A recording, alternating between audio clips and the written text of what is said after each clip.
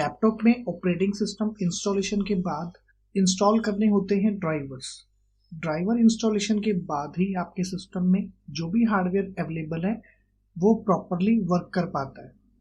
जैसे आपके सिस्टम में साउंड कार्ड है, graphics, keyboard, mouse, touch pad, इन सब के ड्राइवर्स आपको सिस्टम में इंस्टॉल करने होते हैं। कुछ ड्राइवर्स विंडोज के साथ ही अवेलेबल आते हैं, यानी कि जैसे ही आपने ऑपरेटिंग सिस्टम को इंस्टॉल किया बेसिक्स ड्राइवर आपके सिस्टम में इंस्टॉल हो जाते हैं।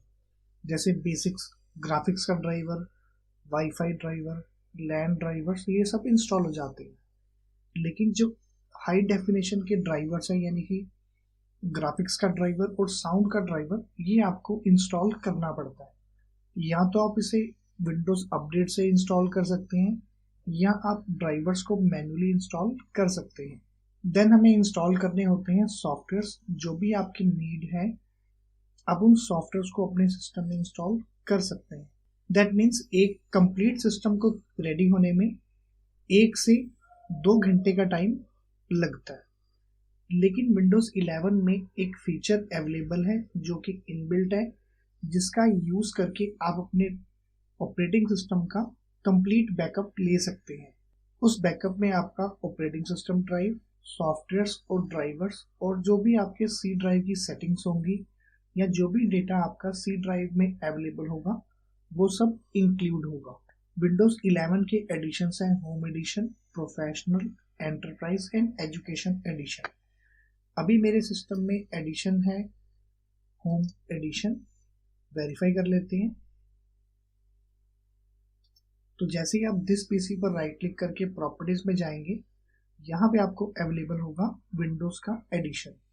तो मेरे सिस्टम में अवेलेबल है विंडोज 11 होम एडिशन। विंडोज के बैकअप लेने के 2 मेथड हैं, normal backup and incremental backup. Normal backup में जब आप फर्स्ट टाइम बैकअप लेंगे तो वो होगा आपका नॉर्मल बैकअप। सेकेंड टाइम जब आप बैकअप लेंगे तो वो बैकअप होगा आपका इंक्रीमेंटल बैकअप। इंक्रीमेंटल बैकअप में सिर्फ आपके सिस्टम में चेंजेस जो हुए हैं उन्हीं का बैकअप होगा। तो जब भी आप फर्स्ट टाइम बैकअप लेंगे तो वो होगा आपका नॉर्मल बैकअप। ये जो बैकअप है ये आपका बेयर मेटल बैकअप होगा। जो आप ऑपरेटिंग सिस्टम का बैकअप लेंगे ये होगा bear metal backup. Bear metal backup का मतलब है कि अगर आपकी हार्ड ड्राइव क्रैश कर जाए तब भी आप इस बैकअप से अपने सिस्टम को रिकवर कर सकते हैं। तो इसे हम कैसे लेंगे, स्टेप बाय स्टेप देखते हैं। सबसे पहले आपको ओपन करना है कंट्रोल पैनल को। तो आप स्टार्ट पे क्लिक करेंगे और आपको टाइप करना है कंट्रोल पैनल। ओपन करेंगे। ओपन करने के बाद आपके सामने ये विजार्ड ओपन होगा। यहाँ पर आपको सेकंड ऑप्शन मिलेगा बैकअप एंड रिस्टोर। जैसे ही आप इस ऑप्शन पर क्लिक करेंगे नेक्स्ट विजार्ड ओपन हो जाएगा। इसके लेफ्ट हैंड साइड पर ऑप्शन अवेलेबल है क्रिएट अ सिस्टम इमेज। अगर आपको ऑपरेटिंग सिस्टम का बैकअप लेना है तो आपको इस ऑप्शन को यूज करना है। तो मैंने जैसे ही इस पर क्लिक किया तो आपके सामने ये विजार्ड ओपन हो गया। इस विजार्ड में आपके सामने अवेलेबल है 3 ऑप्शंस। पहला ऑप्शन है कि आप उसे अपनी हार्ड ड्राइव में बैकअप को सेव कर सकते हैं। अगर आपके लैपटॉप में डीवीडी राइटर अवेलेबल है या आपके पास एक्सटर्नल डीवीडी राइटर अवेलेबल है तो आप सेकंड ऑप्शन यूज कर सकते हैं। और अगर आपके पास नेटवर्क अवेलेबल है तो आप इस बैकअप को नेटवर्क में सेव कर सकते हैं। तो अभी मेरे पास नेटवर्क अवेलेबल नहीं है तो अभी हम सेव करेंगे इसे अपनी हार्ड ड्राइव में। और यहाँ पर आपको सिलेक्ट करना है अपना डेस्टिनेशन। और यहाँ पे मैसेज भी गिवन है, जो भी आपके सिस्टम को स्टार्ट करने के लिए ड्राइव्स रिक्वायर्ड होंगी ऑपरेटिंग सिस्टम के लिए वो सभी ड्राइव्स होंगी इंक्लूड। अगर आपके सिस्टम में हार्ड ड्राइव फेल हो जाती है या आपका कंप्यूटर वर्क करना बंद कर देता है तब आप अपने इस बैकअप को रिस्टोर करके अपने ऑपरेटिंग सिस्टम को रिकवर कर सकते हैं अपनी न्यू हार्ड ड्राइव में। लेकिन इस बैकअप के अंदर आप इंक्लूड कर सकते हैं अपनी रिमेनिंग ड्राइव्स को भी। लेकिन अगर आपको कोई भी इंडिविजुअल फाइल को रिकवर करना होगा तो आपको कंप्लीट बैकअप को ही करना होगा रिस्टोर। तो अभी मेरे पास सिर्फ एक ही हार्ड ड्राइव अवेलेबल है मेरे सिस्टम में जिसका साइज है 500 GB। तो यहाँ पर मेरे पास जो रिमेनिंग पार्टीशंस हैं वो है E drive and F drive. E drive available है 350 GB और एफ ड्राइव है 50 GB। अभी आपको जो बैकअप है वो किस ड्राइव में सेव करना है वो आपको ड्राइव यहाँ से करनी है सिलेक्ट। मैं यहाँ से सिलेक्ट करूंगा ई ड्राइव। तो आपके सामने नीचे एक वार्निंग आ रही है।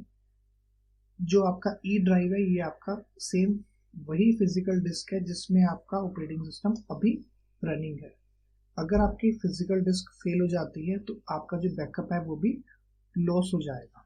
अगर आपके पास कोई भी यूएसबी हार्ड ड्राइव अवेलेबल है तो ये बैकअप आप उस हार्ड ड्राइव में नहीं ले सकते, क्योंकि वो हार्ड ड्राइव आपकी यहाँ पर डिटेक्ट नहीं होगी। आप उसे सिर्फ नेटवर्क में ले सकते हैं। तो अभी फिलहाल हम इसे लेते हैं अपनी ई ड्राइव में। नेक्स्ट पे क्लिक किया। यहाँ पर जो भी आपके ऑपरेटिंग सिस्टम को रन करने के लिए ड्राइव्स यूज हो रही हैं वो सभी इंक्लूड रहेंगी। उसके अलावा अगर कोई ड्राइव अवेलेबल है तो आप उसे इंक्लूड कर सकते हैं। तो अभी मैं इसे इंक्लूड नहीं करता। नीचे मैसेज आ रहा है, the drive system reserve is on the same physical disk where the backup will be saved. If this disk fail, you will lose your backup. Same वही कंडीशन है, अगर आपकी फिजिकल डिस्क फेल हुई तो आपको जो बैकअप है वो भी अवेलेबल नहीं मिलेगा। तो टोटल बैकअप के लिए स्पेस यूज होगा 23 GB का और हार्ड डिस्क में स्पेस अवेलेबल है 350 GB का। इसको हम कर देते हैं नेक्स्ट। देन हम क्लिक करेंगे स्टार्ट बैकअप पे, तो हमारा जो बैकअप है वो होना स्टार्ट हो जाएगा। अभी मैं इस बैकअप को ले रहा हूँ फर्स्ट टाइम। तो ये जो फर्स्ट टाइम बैकअप होगा ये होगा आपका नॉर्मल बैकअप। नॉर्मल बैकअप को आप अपनी हार्ड ड्राइव, डीवीडी और नेटवर्क में ले सकते हैं, लेकिन जो आपका इंक्रीमेंटल बैकअप है वो सिर्फ अवेलेबल होगा आपकी फिजिकल डिस्क में।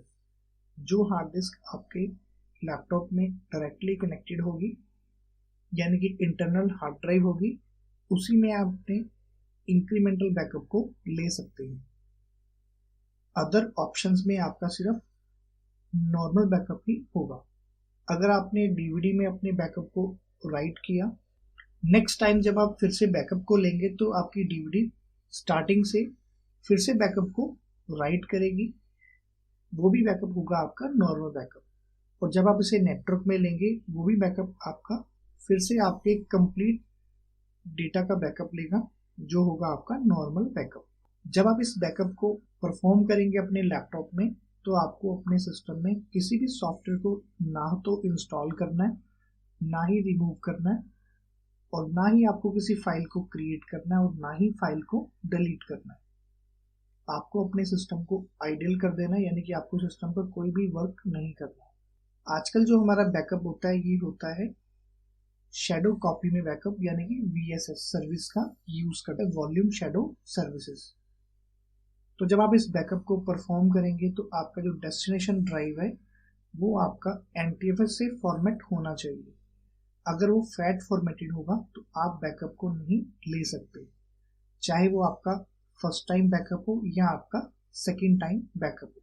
इंक्रीमेंटल बैकअप वो तभी होगा जब आप सेम लोकेशन पे फिर से बैकअप लेंगे।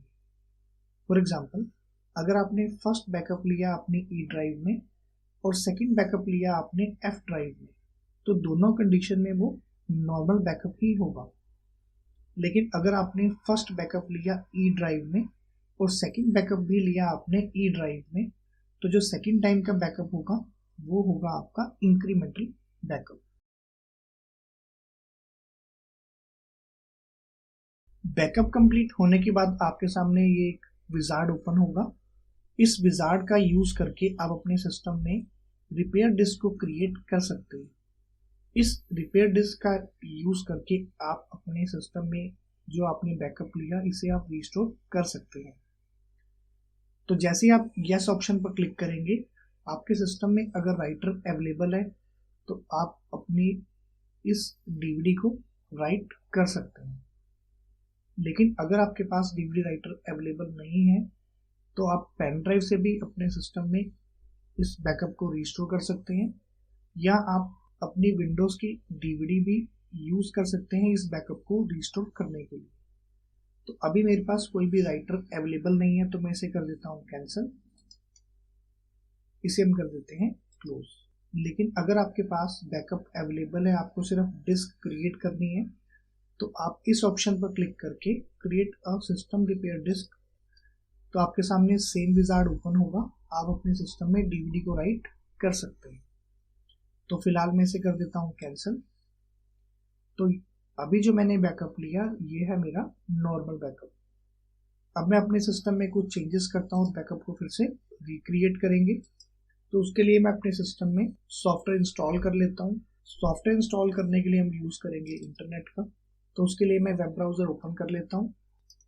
यहाँ पे मैं सर्च कर लेता हूँ ऑनलाइन साइट।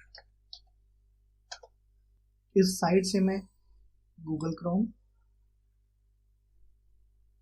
विनरार, ये दोनों सॉफ्टवेयर कर लेता हूँ इंस्टॉल। अगर आपके पास कोई सॉफ्टवेयर पहले से अवेलेबल है तो आप उस सॉफ्टवेयर को भी यूज कर सकते हैं।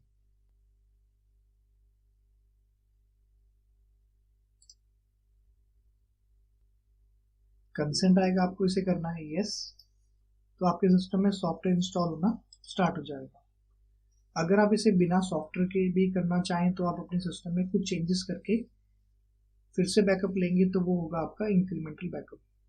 ये सिर्फ कुछ शो करने के लिए मैंने आपको बताया कि आप अपने सिस्टम में कोई भी चेंजेस कर सकते हैं। चाहे तो आप किसी सॉफ्टवेयर को इंस्टॉल करके वेरीफाई कर लीजिए या किसी सॉफ्टवेयर को रिमूव कर लीजिए। जब तक ये सॉफ्टवेयर इंस्टॉल हो रहा है, मैं आपको अपना डेटा दिखा देता हूँ जहाँ पर मेरा बैकअप कंप्लीट हुआ है। तो उसके लिए हम ओपन करते हैं दिस पीसी। बैकअप लिया था हमने ई ड्राइव में, तो ई ड्राइव को ओपन करते हैं। यहाँ पे बैकअप होगा विंडोज इमेज बैकअप के नेम से। इस फोल्डर का साइज आप देखेंगे तो एम्प्टी दिखाएगा। जब आप इसे ओपन करेंगे तो ये ओपन हो जाएगा, आपको कंटिन्यू करना होगा। ये कंप्यूटर का नेम है, इसे भी हम करते हैं ओपन, कंटिन्यू। बैकअप फोल्डर को हम करते हैं ओपन, इसे भी हमें करना होगा कंटिन्यू। इस फोल्डर में आपको मिलेंगी फाइल्स। इन फाइल्स का फॉर्मेट होगा XML या VHDX। तो जैसे ये फाइल अवेलेबल है, ये है मेरी XML फाइल। आप प्रॉपर्टीज में जाके वेरीफाई कर सकते हैं इसका एक्सटेंशन। ये मेरी XML फाइल है और ये मेरी है वर्चुअल हार्ड डिस्क VHDX। ये भी आपको चेक करा देता हूँ। प्रॉपर्टीज में जाते हैं तो एक्सटेंशन है .VHDX। जितनी ड्राइव्स आपने बैकअप में इंक्लूड की होंगी उतनी ही यहाँ पर वर्चुअल हार्ड डिस्क क्रिएट हो जाएगी। तो मेरी हार्ड ड्राइव थी अवेलेबल 3 पार्टीशंस में। एक था हमारा system partition, operating system partition और एक रिकवरी पार्टीशन। तो यहाँ पर ये 3 हार्ड डिस्क यहाँ पर क्रिएट हुई है। इसको मैं कर देता हूँ क्लोज। ये कंसर्ट आया, इसको हमें करना होगा यस। सॉफ्टवेयर इंस्टॉलेशन कंप्लीट हो गया। कंप्लीट होने के बाद हम फिर से लेंगे बैकअप। बैकअप के लिए हम ओपन करेंगे फिर से कंट्रोल पैनल को। क्लिक करना है आपको क्रिएट सिस्टम इमेज ऑप्शन पे। यहां से आपको सिलेक्ट करनी है सेम ड्राइव। तो मैं सेम ड्राइव सिलेक्ट करता हूँ ई ड्राइव। नेक्स्ट पे क्लिक करा, then next, then start backup. ये जो मेरा बैकअप है ये है मेरा इंक्रीमेंटल बैकअप। इंक्रीमेंटल बैकअप इसलिए क्योंकि मैंने जहां पर पहला बैकअप सेव किया था सेम लोकेशन पे मैंने अपने सेकंड बैकअप को सेव किया, इसलिए ये मेरा है इंक्रीमेंटल बैकअप। तो यहाँ पे आपको मैसेज नजर आ रहा है creating shadow copy on backup drive new volume E. जहां पर हम अपने बैकअप को सेव कर रहे हैं वहां पर शैडो कॉपी का बैकअप क्रिएट हो रहा है। बैकअप कंप्लीट होने के बाद फिर से विजार्ड ओपन हुआ रिकवरी डिस्क को बनाने का, तो इसे मैं कर देता हूँ नो। तो ये जो बैकअप था ये भी आपका कंप्लीट हो गया। ये है बैकअप हमारा इंक्रीमेंटल बैकअप। क्लोज कर देते हैं इसे। इसे भी मैं कर देता हूँ क्लोज। क्लोज करने के बाद हम ओपन कर लेते हैं अपनी ई ड्राइव को और वेरीफाई कर लेते हैं बैकअप। तो फिर से मैं ओपन करूंगा अपने सिस्टम में ई ड्राइव को। सेम फोल्डर अवेलेबल है, इस फोल्डर को हम करेंगे ओपन, इसे भी ओपन करते हैं, कंटिन्यू किया, बैकअप फोल्डर को करेंगे ओपन, तो यहां पर आपको सेम उतनी ही फाइल्स मिलेंगी, लेकिन इन सभी फाइल्स के अंदर सब एंट्रीज अवेलेबल हैं कि आपने कितनी बार बैकअप लिया, कौन सा आपका नॉर्मल बैकअप है, कौन सा आपका इंक्रीमेंटल बैकअप है। हार्ड डिस्क भी आपकी 3 ही रहेंगी। आप जितनी बारी बैकअप लेंगे उतनी बार इन ड्राइव्स का साइज जो है वो इंक्रीज होता जाएगा, लेकिन ये ड्राइव्स दोबारा क्रिएट नहीं होंगी। तो इसे मैं क्लोज कर देता हूँ। तो इस तरह से आप अपने सिस्टम में ग्राफिकली बैकअप ले सकते हैं, नॉर्मल और इंक्रीमेंटल बैकअप। इसे आप कमांड से भी ले सकते हैं। तो आने वाले सेशन में हम देखेंगे कि हम कमांड से बैकअप कैसे ले सकते हैं। सो फ्रेंड्स, आज के लिए बस इतना ही। अगर आपको मेरा वीडियो पसंद आया हो तो प्लीज़ इसे लाइक, शेयर और सब्सक्राइब ज़रूर करिएगा और इसे दोस्तों के साथ भी शेयर ज़रूर करिएगा। Thanks for watching.